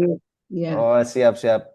Dikiranya dari Yodi, Kang Abu ternyata ya. Baik, Iya siap. Siapa maaf ada di maaf. Kang Abu, Siap, Kang Kang Abu. Abu. Sekarang masih oke nggak? Oke, Kang. Tadi sempat Masih, freeze, masih. Kang. Mohon maaf, Kang. Ya Izin oke. diulang sedikit, Kang. Ya Nge-freeze bentar tadi. bentar Kang. Siap. Bentar ya Kang. Bentar bentar Kang. Sedikit Siap, lagi. Kang. Mengah, Kang. Siap, siap. Ada Beli. Badan naraskeun Beli. Mau bertanya, Bu? Diberikan kesempatan buat Bu Oke Eli. ulang ya. Nah, Ulang ya. silakan, Kang Abu. Ini. Jadi tadi saya kasih analogi. Ya Allah jadikanlah anak-anakku anak yang soleh dan solehah. Pertanyaannya mereka soleh dan solehah karena dia mencontoh orang tua yang soleh dan solehah. Berarti yang harus disoleh dan solehahin dulu siapa? Orang Orang tuanya tua. gitu. Sehingga yang akan terjadi adalah dampak dari konsekuensi bukan mendoakan dengan kata-kata tapi mencontohkan dengan vibrasi yang berbeda gitu Kang. Itu aja sih sebenarnya. Nah, nanti teknisnya gimana, apa namanya si konteks terjadinya gimana, nanti kita akan bahas di pertemuan yang akan datang. Tapi poinnya adalah mendoakan siapapun yang paling pertama adalah terjadi dulu pada diri kita gitu. Esensinya ada di situ. Siap. Terus bagaimana, Kang, kalau misalkan gini, doa itu kita karena jauh dari anak misalkan gitu ya, Ya, eh, dan ingin mendoakan supaya anak ini apa namanya tuh dia tenang gitu ya, kemudian lebih bahagia, kita doakan. Nah, doa itu teh nyambung nggak, Kang, gitu ya? Karena eh, orang tua tuh tahu si anak tuh lagi jauh nih dan sepertinya lagi sedih. Nah, untuk apa transfer energi lah gitu misalkan, Kang, ya. Kemudian mendoakan, ya Allah berikan anak ini ketenangan, kebahagiaan, itu ada dampaknya nggak, Kang, kalau seperti itu misalkan, Kang? ya Kang, gini.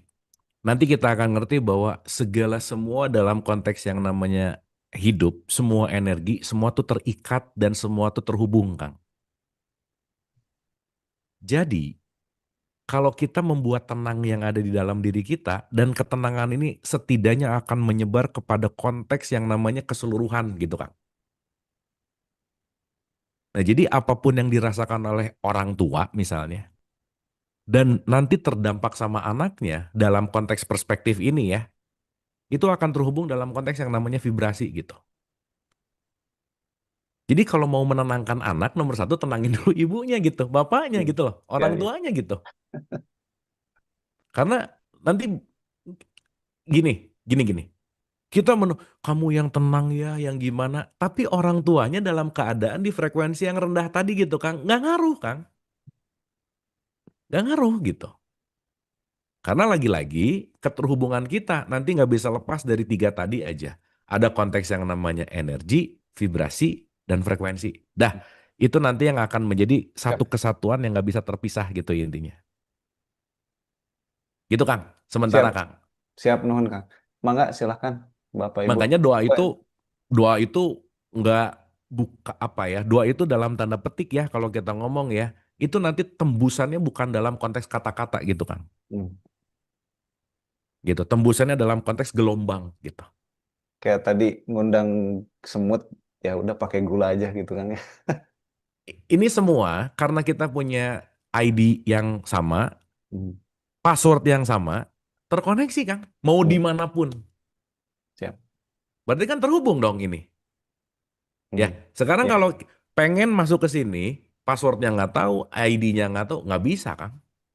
hmm. Gitu intinya.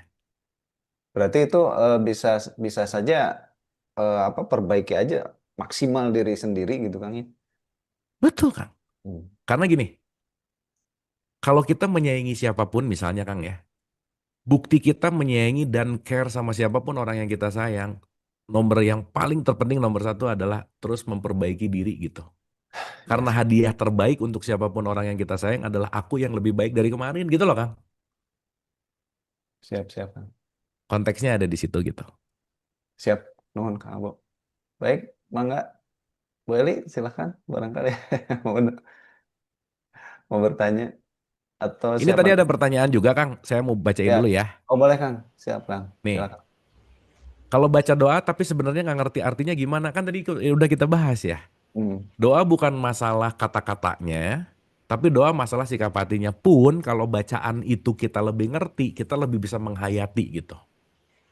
Nah jadi di level yang paling bawah ketika membacakan yang lebih ngerti, kita bisa lebih menghayati, itu lebih bagus gitu. Tapi di level yang tadi kita bahas, kan sekarang udah nggak ngomongin tentang bacaan doanya, tapi justru frekuensi sikap hatinya gitu. Karena kata kuncinya bukan masalah apa yang dibaca, tapi bagaimana sikap hati ketika membaca gitu. Itu yang jauh lebih penting. Itu yang dari tadi apa? Ini siapa nickname-nya? Angel. Tadi kemelepekatan bisa menutup kesadaran dan doa. Maksudnya gimana? Oh iya, karena saat kita melekat kepada sesuatu itu akan mengurangi tingkat yang namanya kesadaran, terutama pada ego gitu. Maka saat ego yang mendominasi, kita melekat kepada keinginan, mau-mau, ekspektasi. Justru malah yang dikedepankan kayak Nuh tadi. Ekspektasinya yang dikedepanin gitu. Berharap keinginannya terjadi. Nah makanya kalau kita dalam tanda petik si kemelekatan itu masih ada, ya di mana konteks di mana kita semua belajar lah ya lepas dari itu.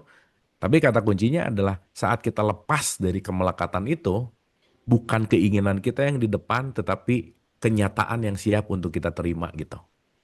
Itu sih bahasa gampangnya kira-kira begitu. Baik. Silakan, Bapak Ibu.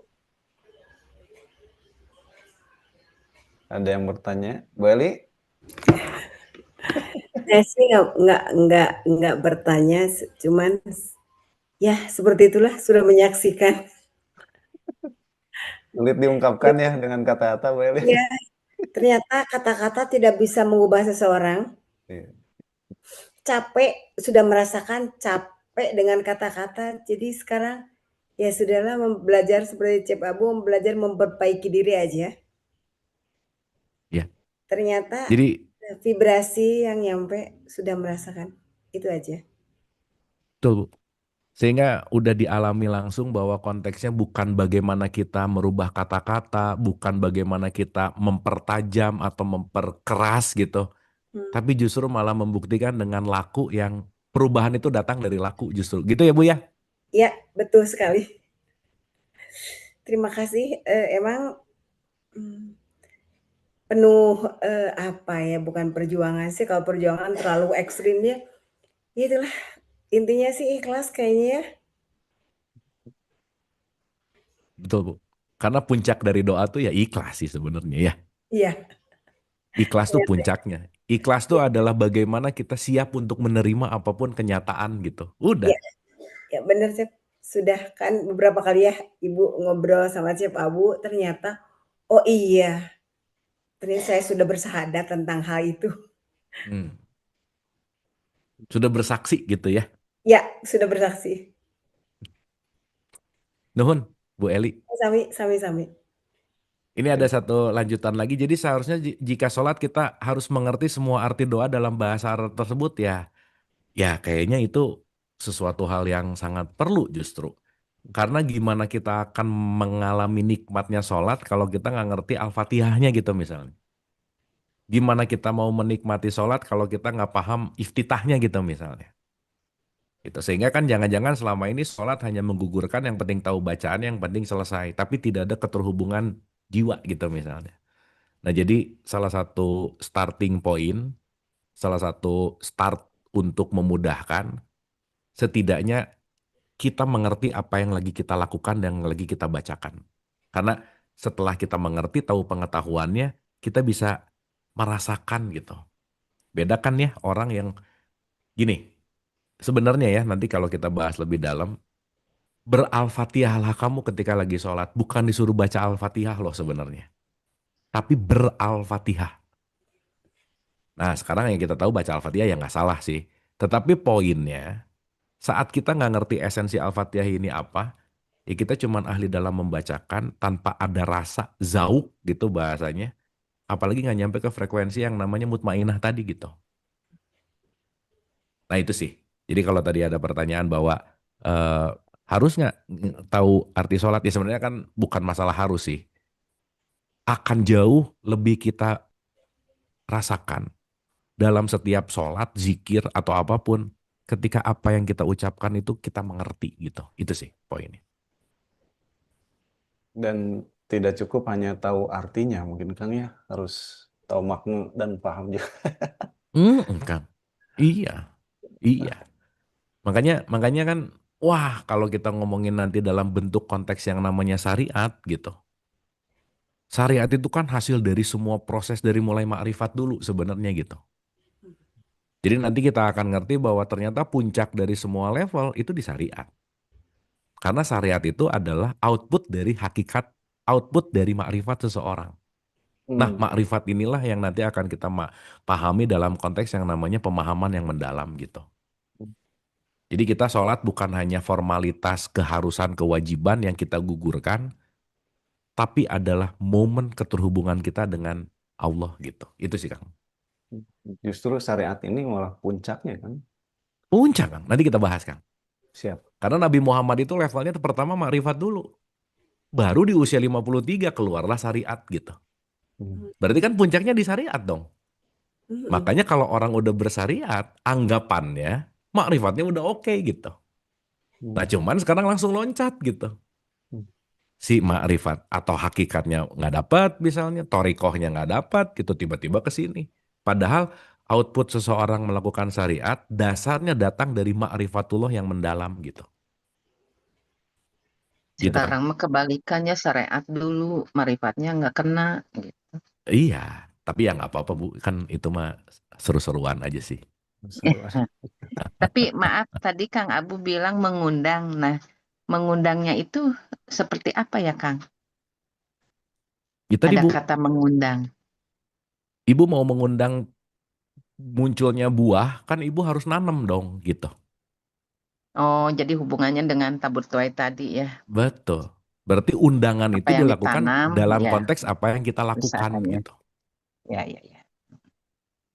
Mengundang Gitu. Bu ingin sehat, berarti ya dari makanan. Kitanya harus dari pola Iya. hidupnya harus sehat. Iya, Betul. betul.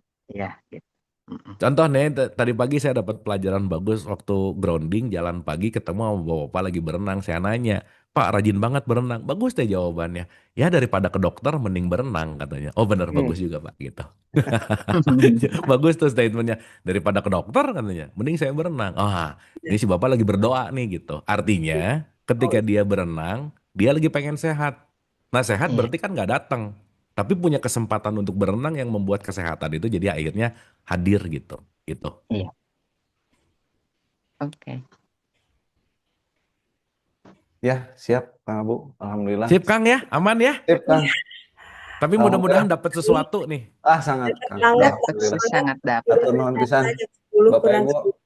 Iya, mohon maaf ya dibatasi ya Bapak Ibu. Kalau kurang kita ketemu lagi ya Kang Abu ya insya Allah. Next kita jadwalkan Ya. lagi insya Allah. Next. Maka Kang Abu closing statement langsung ditutup maka Kang Abu. Oke, teman-teman ibu bapak, atur nuhun, terima kasih. Mungkin closing statementnya nggak terlalu banyak, tapi intinya adalah mari kita tidak terlalu fokus kepada bunyi, tidak terlalu fokus kepada narasi, tapi yang jauh lebih fokus adalah bagaimana kita selalu menjaga sikap hati kita di level-level setidaknya penuh dengan yang namanya welas asih.